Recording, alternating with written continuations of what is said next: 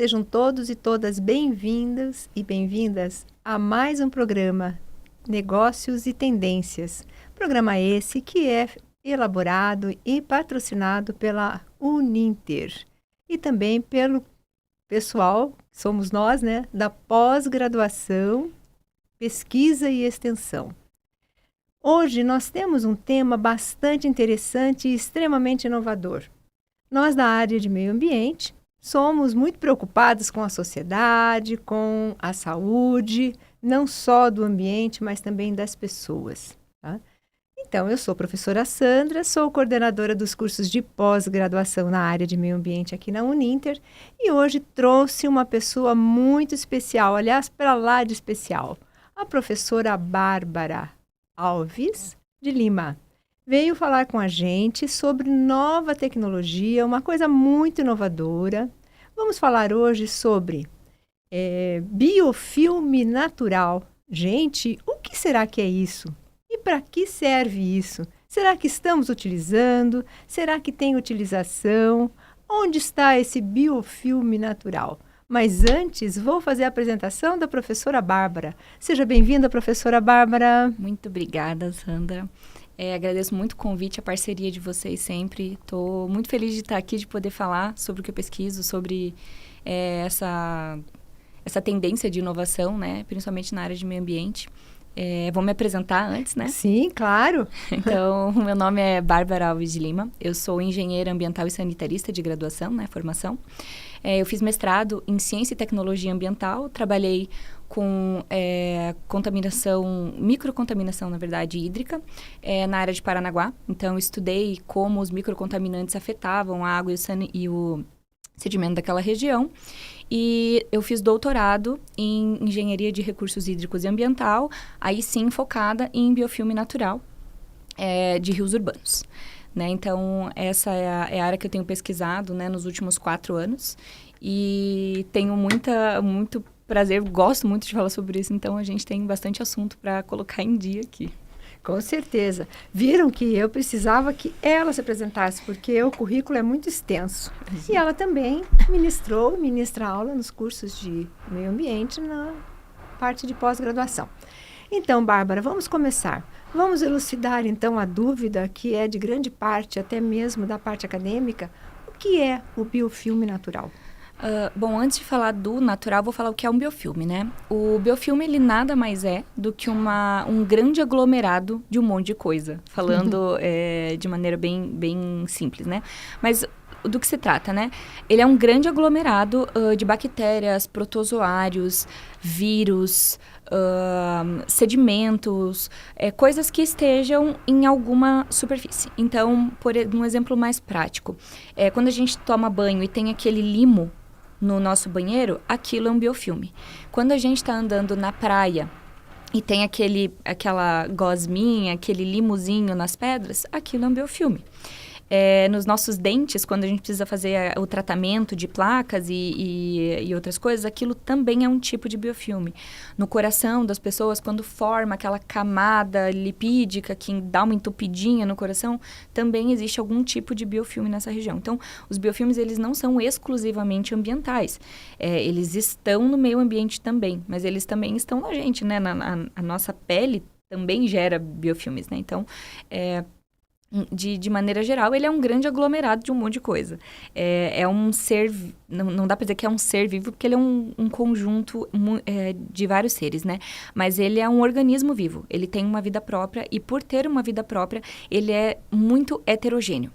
Então, nenhum biofilme é igual ao outro.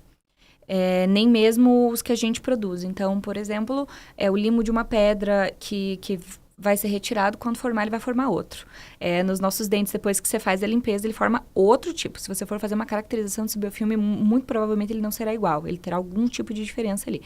Então, essa heterogeneidade dele que tornou ele tão interessante para a área de meio ambiente, né? Agora, dentro do biofilme natural voltado ao meio ambiente, né? O que ele é e o que a gente estuda? Dentro do meio ambiente, os biofilmes, eles são formados em diversos locais de recursos hídricos, né? Então, em pedras, plantas que a gente chama de macrófitas, né? Especialmente macrófitas, que são as que mais formam, na barreira intermediária entre o sedimento e água, no sedimento, em coisas que eventualmente possam estar dentro dos recursos hídricos, né? Que a gente chama de... me fugiu o nome agora, mas substratos. Substratos que possam estar... Seria um depósito, seria isso, um depósito, um substrato. Exato. E como a gente tem muita poluição nos rios, né? Então, a gente também tem grandes fontes de locais para aquilo se acumular. Então, dentro do meio ambiente, os biofilmes, eles têm sido visados também, né? Como um grande parceiro na parte ambiental. E é isso que a gente vem estudando eu venho estudando nos últimos 4 anos, mas eles têm sido estudados desde a década de 30. A primeira pessoa os primeiros relatos de uso de bactérias, assim, de estudo de bactérias, foi feito por Zobel na década, acho que 1936. Então, é uma coisa bem antiga, mas que ela foi evoluindo, parando, porque junto com o estudo das bactérias e protozoários e vírus, de outra vertente dentro dos recursos hídricos e meio ambiente, veio o estudo de poluição hídrica. Então, eles não caminharam juntos, eles caminharam separados até que em algum momento alguém falou, mas talvez aqui tem alguma coisa. E daí resolveu unir essas duas vertentes e passar a utilizar isso dentro da área de meio ambiente, sabe? E é utilizado, então, na parte hídrica, então poderia ser a parte de saneamento, poderia ser a parte de água em geral, esgotamento, captação. Hoje tem bastante relatos do uso de biofilme em 2 esferas principais, né? Então, esfera de adsorção de compostos, então tem muitos reatores que eles acabam retirando aquelas camadas de biofilme e estudando para avaliar o que tem lá dentro, porque o biofilme ele tem essa capacidade de sorção, ele é um material lipídico, né? De maneira geral, o biofilme ele é um grande aglomerado de coisas e essas coisas eles soltam uma camada que se chama camada polimérica extracelular. E essa camada, geralmente, ela é solta por bactérias, como se fosse um resíduo da bactéria, né? Que ela solta para se proteger e para manter aquela colônia integrada. Por isso que quando a gente pega o limo e a gente esfrega ele sai todo junto, né? Ele não esfarela, ele sai todo junto. Porque tem essa camada lipídica, ele é um pouco gordurosinho, né? Isso que é o lipídio. E essa característica faz com que o biofilme ele tenha uma capacidade de sorção. Então, muitos compostos acabam absorvendo e adsorvendo dentro dele, né? Por diversas questões internas do próprio biofilme, né? Ele tem muitas dinâmicas internas de sobrevivência que são extremamente complexas e por isso que ele ainda está sendo estudado. Mas, dentro da área de saneamento, já é bastante avaliado, né? Assim, aquelas microesponjas que o pessoal avalia os biofilmes que se formam em volta dentro de reatores, então avaliam se aquilo ali acumulou ou não acumulou. E aí, neste contexto de acumulação ou não acumulação, porque a gente está colocando isso num reator, ele está, de certa forma, entre aspas, purificando os resíduos que estão lá dentro, que é o nosso saneamento, né? E, então, tem uma outra vertente das pesquisas que avaliam a capacidade dele de quebrar moléculas. Existem biofilmes que têm essa capacidade, né? Então, a bactéria tem muito essa capacidade de pegar uma molécula mais composta, mais robusta e degradar ela numa molécula mais simples. Não que essa molécula mais simples seja menos poluente. Exatamente. O quebrar a molécula significa que ela transforma ela numa molécula menor, mas não necessariamente uma molécula melhor. Então, tem uma vertente do saneamento que tem estudado isso, né? E avaliado se o uso de biofilmes dentro da parte de saneamento tem essa capacidade de auxiliar na quebra e na transformação de moléculas. E se isso é possível, o quanto isso é possível. Só que essas pesquisas estão em andamento ainda, né? É uma grande tendência isso, né? Área tanto ambiental quanto na área social, né? Exatamente, é uma grande tendência. E os acadêmicos estão indo para essa área, a gente vê com muita força, com muita nos últimos 10... Intensidade de estudo, né, E professora Bárbara? um espectro muito grande de pesquisa mesmo, né? Então, você tem pesquisas que vão para a área de monitoramento, tem pesquisa que vão para a área de biosorção, tem pesquisa que vai para a área de biorremediação, de quebra química, biologia pura, para entender o comportamento do biofilme. Tem, no meu caso, quando eu fiz o doutorado, foi para entender se ele tinha capacidade de sorver os compostos e avaliar a quantificação de compostos ali existentes. Então, ele é uma grande tendência. Só que tem essa grande vantagem, né? Só que em função da grande complexidade dele, a pesquisa também é muito complexa.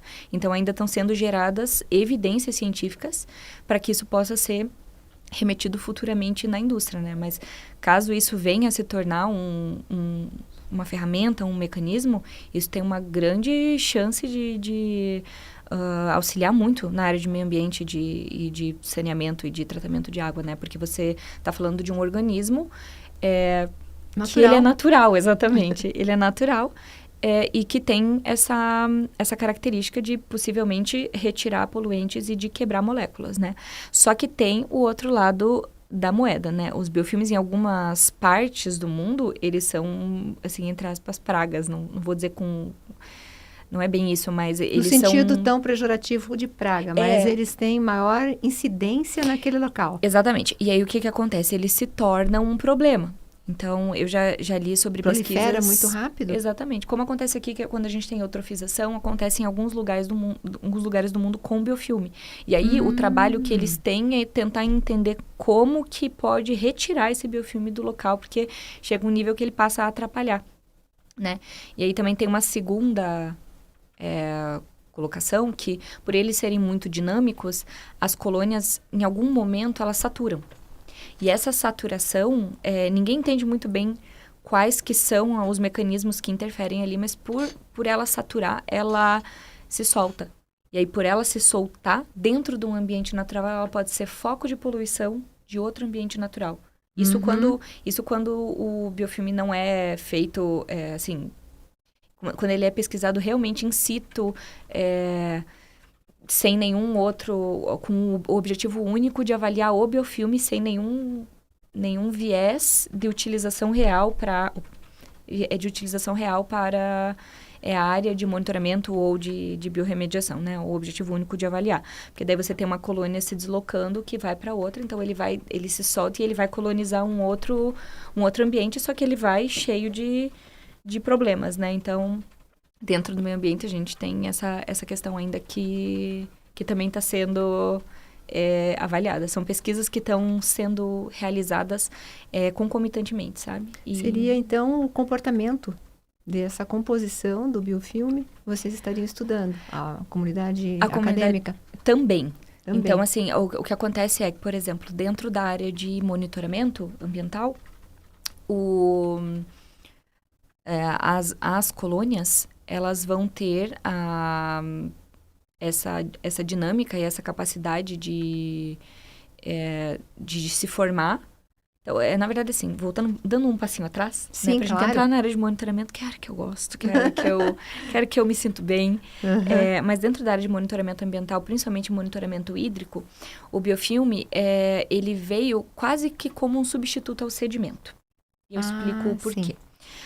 Quando a gente está dentro da área de monitoramento ambiental, dentro da legislação, da nossa legislação ambiental, né, a gente tem parâmetros para água e para sedimento.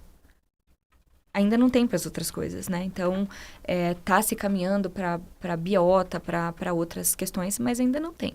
E o biofilme, ele entra nessa gama das coisas que ainda não estão legisladas, assim como os microcontaminantes dentro da área química, eles também não são monitorados. Quando você une as duas coisas, o que acontece? Dá uma explosão. Porque o que acontece? A água, ela te remete a uma fotografia. Então, por exemplo, eu fui num rio e com descarga irregular de esgoto. E eu fui lá e coletei um pouquinho de água. E eu levei para o laboratório e analisei o que tem nessa água. Se tem microcontaminantes, se não tem, se a água tá boa, se a água não tá. Fiz essa avaliação. Se no minuto seguinte que eu saí, alguém despejou alguma coisa, essa contaminação já não é vista. A não ser que você tenha algum É equipamento muito que dinâmico, faça. porque É são muito. ações antrópicas, né, independentes. E você tem questão de poluição difusa, mas você tem as pontuais. E essas pontuais, às vezes, elas são difíceis de você pegar elas no momento em que elas estão acontecendo, né? Então, a água, ela te remete a essa foto. O sedimento, ele te remete a uma questão histórica. O sedimento, a dinâmica de formação de um sedimento é o arraste, então ele vai se arrastando, vai formando, vai formando, vai formando, vai formando. O sedimento superficial que a gente coleta, que é aquela parte, quando você pisa no mar, por exemplo, a parte que você encosta ali, até aproximadamente 20, 30 centímetros de sedimento, aquilo é chamado de sedimento superficial. E esse sedimento, ele te remete a questões recentes. Diferente quando você analisa solo, que você daí coleta 10 metros para baixo, e daí você é muito mais profundo. É o histórico do que daí te solo, dá um o histórico. Exatamente. Mas o que acontece? O sedimento, ele também tem uma dinâmica. Então, por exemplo, se alguém fez uma dragagem, você já não sabe que dia que dia começou aquela formação e que dia terminou. Você não tem esse mapeamento. E o biofilme, ele tem essa possibilidade. Dentro do monitoramento ambiental, nós temos diversas formas de você coletar biofilme, né? Então, a comunidade científica, ela tem avaliado eles coletados da própria planta, coletados de pedras do meio, mas isso também é um pequeno problema, porque você não sabe quando que começou aquela formação. Quando você utiliza amostrador passivo, por exemplo, que foi o que eu utilizei, e que provavelmente, se isso for para uma esfera real de monitoramento, de legislado, provavelmente terá que ser utilizado algum dispositivo de formação, né? Então, a gente colocou amostradores de biofilme, que são caixas. É um negócio muito simples, né? Que a gente fala amostradores, dá a impressão que é uma coisa super tecnológica, mas embora tenha a função tecnológica, ela é uma coisa muito simples. É uma caixa de madeira com placas de vidro dentro, e essas placas vão formar o biofilme. A diferença é que você tem um marco zero e você tem um marco final. Então, você sabe quando essa formação começou e quando essa formação terminou.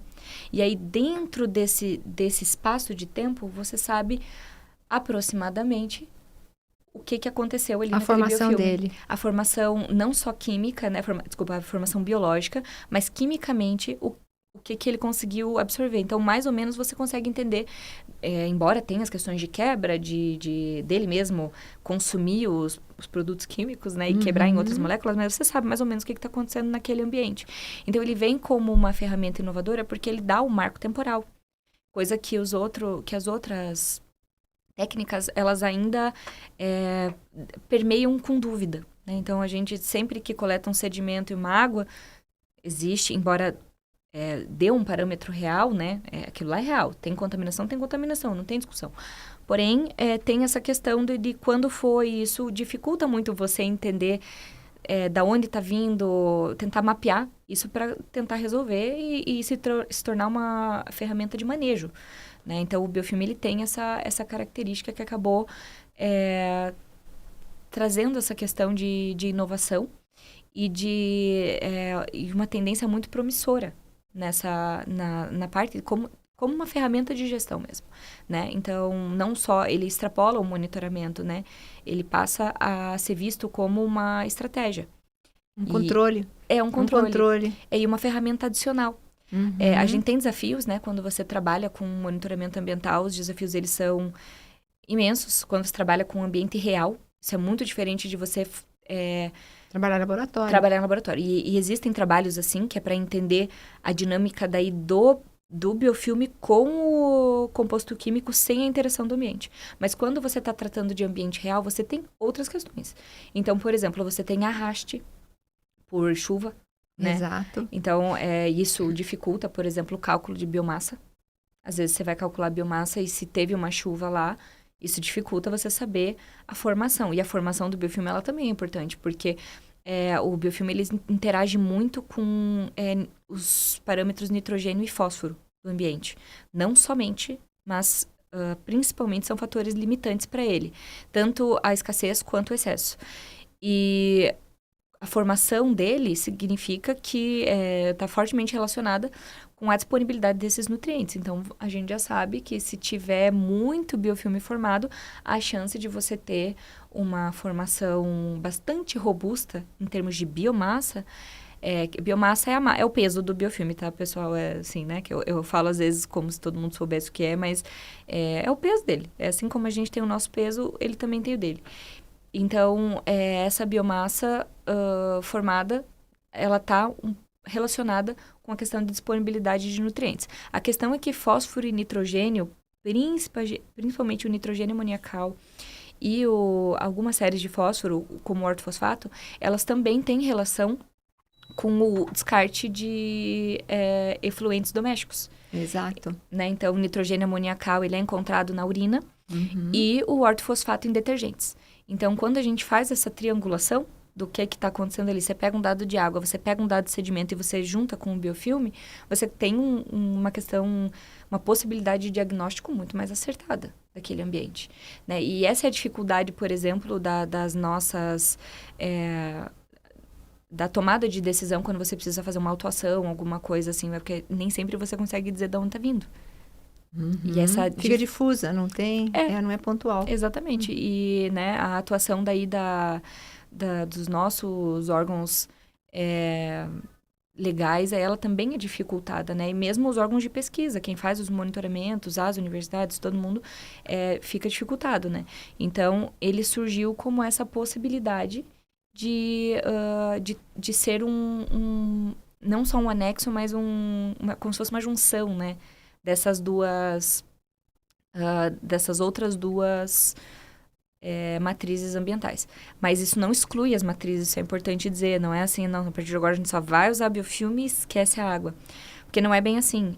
Existem compostos, quando você fala daí da questão química, que eles não têm tendência de aglomerar na parte lipídica. Então, você não vai encontrar, dificilmente você encontra ele em sedimento, então você dificilmente também encontrará eles nos biofilmes.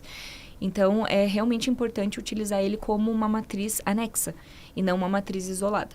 Única. Exato.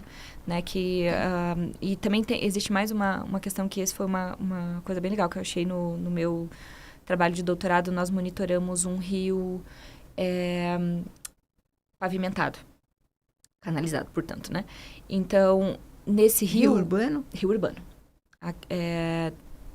Canalizado com canalização reta, né? E, nesse caso, não tinha sedimento, porque não forma. Ou seja, sedimento, você não consegue coletar sedimento num rio desse, né? O pavimento é... Poroso. Ele é poroso e... ele é estriado, né? Então, dentro daquelas estrias ali, você não vai conseguir... o sedimento... possível sedimento que vai se aglomerar ali, ele vai se enfiar dentro dessas estrias. Você não tem como retirar. E mesmo que você conseguisse, dificilmente seria num volume adequado a uma análise química. E aí, surge essa possibilidade de você utilizar amostradores de biofilme para substituir a matriz lipídica que você não conseguiria com sedimento. Sedimentada. Exatamente. Então, a matriz sólida, ela fica semi-coberta. Não é a mesma coisa. Eles têm interações diferentes, eles são matrizes diferentes e têm complexidades diferentes. Então, eles têm toda a questão até de sorção de compostos que também é diferente. Só que ele vem como uma matriz substituta. Então, aquilo que você não consegue pegar pela água e você talvez monitore num ponto anterior e não consegue, a partir de um certo momento, você perde a rastreabilidade pela configuração do rio urbano, e isso é muito comum em rios urbanos, essa pavimentação. Com o amostrador, surge essa oportunidade de você ter esse mapeamento, sabe? Então, essa é uma vantagem muito interessante de ampliar essas pesquisas. Veja só que são pontos que você citou ali bastante interessante, porque é uma tendência. Sim.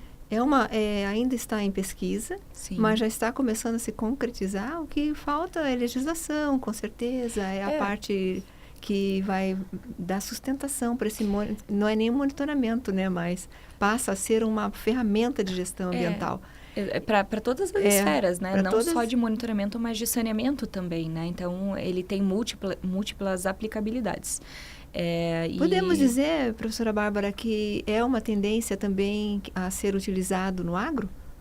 Porque no resíduo, na água... Eu não havia pensado nisso, mas considerando que já se utiliza lodos, né? Dentro da parte agrária, lógico, com o devido tratamento, né?